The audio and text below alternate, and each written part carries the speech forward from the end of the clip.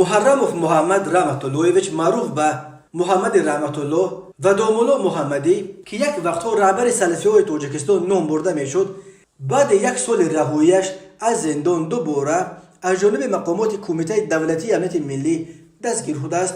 پیوندانش در محله چوریکورون در کنار غربی شهر دوشنبه میگویند درباره سبب بازداشتش معلومات ندارند. مقامات این مسئله را شرح نمیدهند. برادرش یوسف محرموف روز 7 نوامبر سال 2022 برای رادیوی آزادی گفته است محمدی را ساعت 10 روز 2 نوامبر به کمیته دولتی امنیت ملی دعوت کردند و بعدا به پسرش خبر دادند که او بازداشت شده است.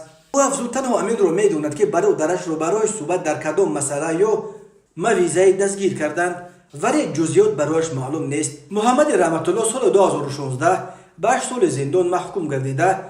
بنا به نقل یوسف محرموف برادر محمد رحمت الله سال 2021 در چارچوب قانون عفو به آزادی برآمد. در جای کار نمیکرد، شناسنامه نیز نداشت، به مسجد نمیرفت، در خانه بود، گو به کوچه میبرآمد و تمام. نقل کرده است یوسف محرموف و علاوه کرده است که بعد بازداشت دیگر برادرش را ندیدند. به ما گفتند که او در بازداشتگاه است و تنها روز 8 نوامبر دیدن میتوانید. محمد رحمت الله 49 سال و 4 فرزند داشته، رشته شریعت دانشگاه بین المللی اسلامی پاکستان را ختم کرده است.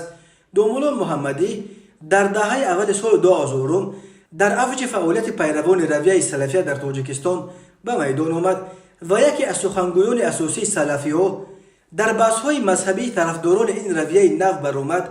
با روحانیان سنتی بود.